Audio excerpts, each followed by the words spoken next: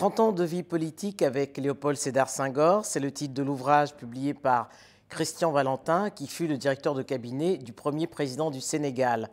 30 ans passés aux côtés du président poète, comme on l'appelait. Christian Valentin, bonjour. Bonjour. Léopold Sédar Senghor nous a quittés le 20 décembre, il y a 16 ans. Pourquoi avoir hésité aussi longtemps à raconter le Senghor que vous connaissiez et qui vous a pris sous son aile dès 1958 ? J'ai mis un certain temps avant d'écrire ce livre. Je voulais le réfléchir. Je voulais vérifier certaines choses, certaines dates, etc. Et disons, peut-être que je me suis un peu attardé à cela, mais prenant de l'âge, j'ai quand même dit qu'il fallait le faire. Alors c'était juste 2 ans avant l'accession du Sénégal à l'indépendance, qui interviendra le 4 avril 1960. Quel souvenir vous gardez de cette période ? Un souvenir assez solide, finalement. En fait, j'ai connu, je peux dire, Senghor dans les dernières années de mes études secondaires, quand j'étais au baccalauréat. Avec les camarades du lycée Faidherbe à Saint-Louis, nous étions attentifs et nous commencions à entendre le nom de Senghor sans jamais l'avoir vu. Et c'est à partir de ce moment-là qu'on a été plus attentifs. Il faut dire aussi que certains faits, certaines choses pas très réjouissantes s'étaient produites au Sénégal, je pense en particulier à Thiaroye, et cela avait éveillé nos consciences. Voilà, je dois dire, à ce moment-là, ce qui m'avait évidemment poussé à réfléchir, à observer ce qui se passait. J'étais encore adolescent et il y a des choses qu'on ne nous disait pas. Il fallait bien savoir par nous-mêmes. Et avec les camarades du lycée, on a fait nos investigations propres et on a su certaines choses, etc. Et c'est comme ça qu'on a connu Senghor.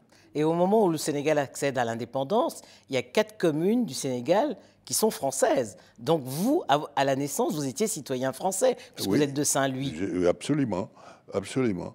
Disons que il y avait les ordonnances de 1945 avaient institué 2 collèges au Sénégal. Le collège des citoyens, que vous venez de rappeler, et le collège des Sénégalais de statut local, comme on les appelait. Et ces citoyens de statut local, donc il y a eu dans les ordonnances de 1945 un collège unique, mais il n'y avait pas de suffrage universel pour les citoyens, les Sénégalais de statut local. Et dans le fond, il y avait quand même certains Sénégalais, fonctionnaires titulaires de la Légion d'honneur, anciens combattants, chefs, membres des assemblées locales, etc., qui avaient le droit de vote, mais pas tout le monde. Et Senghor, qui, dans le fond, s'était disputé avec Lamine Gueye, il faut bien le dire, qui était l'homme politique du moment, et qui s'était disputé avec Lamine Gueye et la SFIO à l'époque, l'ancêtre du PS, oui, etc.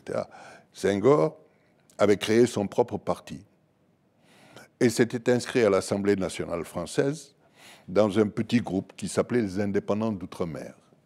Et ces Indépendants d'Outre-mer, dans le fond, s'étaient affiliés administrativement à un grand parti politique de l'époque, qu'on appelait le MRP, le Mouvement républicain populaire, qui avait accepté de les supporter sur ce plan-là.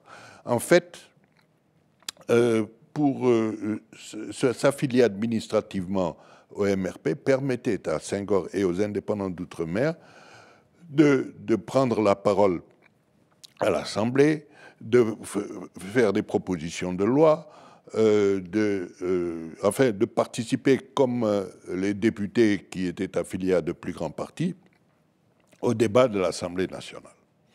Mais Christian Valentin, on a beaucoup parlé aux premières heures de l'indépendance du Sénégal, du différend qui a opposé, vous parliez de Lamine Gueye, mais il y avait également du différend Mamadou Dia. Senghor et eux se sont brouillés. Oui. Quelle est la lecture que vous faites aujourd'hui de ce différend qui les a opposés, puisque Mamadou Dia, il faut le rappeler, a été président du Conseil du Sénégal? Oui. Mamadou Dia a été président du Conseil du Sénégal parce que, dans le fond, Senghor ne voulait pas l'être. Et il disait, je préfère que ce soit Mamadou Dia qui soit le président du Conseil. Et Senghor avait fait en 1960 une constitution, la constitution du 26 août 60, qui s'apparentait un peu à la constitution française de 1946 et à la constitution de 1958, la constitution gaulliste de 1958. Comment cela? Je ne vais pas rentrer dans trop de détails sur ce plan-là, mais la constitution de 1946, pour la constitution de 1946, la constitution sénégalaise de 1960 faisait du gouvernement un gouvernement type 4e République française. Le président du Conseil était le président du gouvernement. Il s'appelait le président du Conseil, pas le Premier ministre. Et il déterminait et conduisait la politique de la nation. Donc, il avait vraiment tous les pouvoirs. Alors, d'où vient la brouille? Alors, la brouille vient de ce que, disons, à l'Assemblée nationale, les députés, le parti au pouvoir, c'est-à-dire le bloc démocratique sénégalais, étaient divisés. Il y en avait qui étaient pour le maintien de la traite, d'autres qui étaient contre.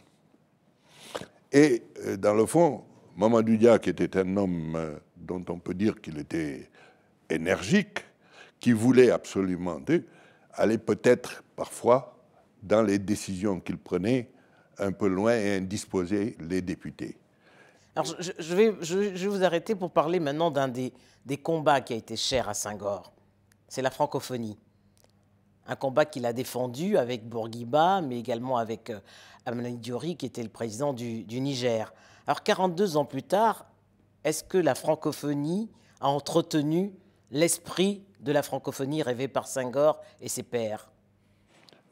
Oui, dans une certaine mesure. J'ai été moi-même haut fonctionnaire à l'Organisation internationale de la francophonie et disons que les décisions, enfin les suggestions que Senghor avait faites étaient assez respectées.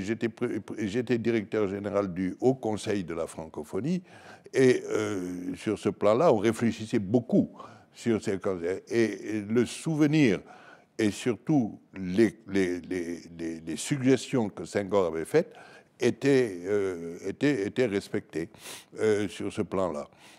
Bien sûr, Senghor avait de la francophonie une notion purement culturelle. Il faut dire que la culture, pour lui, était essentielle. Et c'était avant tout, il disait, avant la politique. Senghor, dans son poème Chaka, a dit « Bien mort le politique et vive le poète ».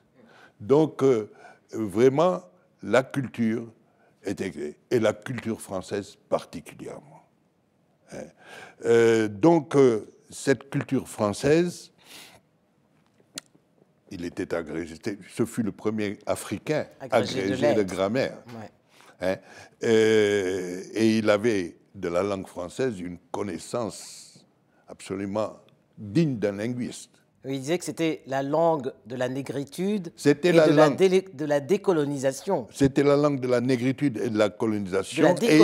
Et de la décolonisation. Et il voulait en faire, il voulait l'utiliser pour cela, comme le colonisateur l'avait utilisé pour sa politique coloniale. Tout à fait. Voilà. Alors, autre idée chère à Senghor, c'est le dialogue des religions.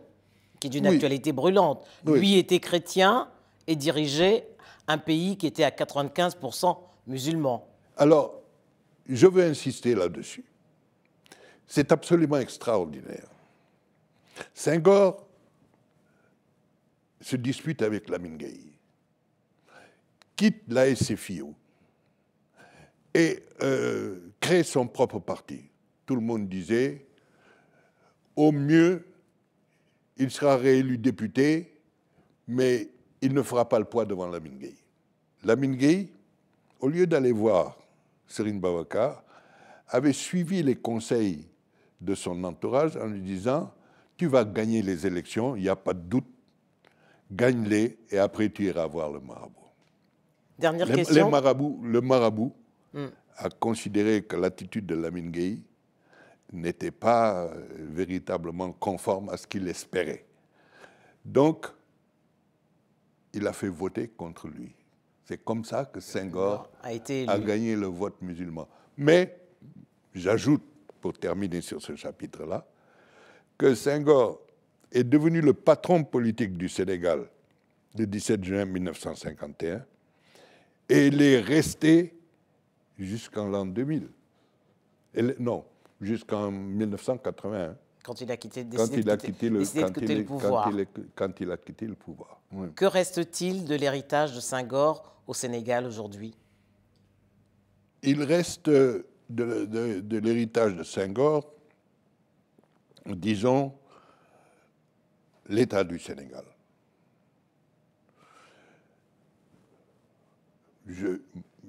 Malgré tout ce qui s'est passé depuis que Senghor est mort, etc., je n'insiste pas là-dessus. Dans le fond, le Sénégal a tenu parce que l'État était là. Or, l'État du Sénégal, c'est Senghor qui l'a construit. Christian Valentin, merci beaucoup. Je vous en prie.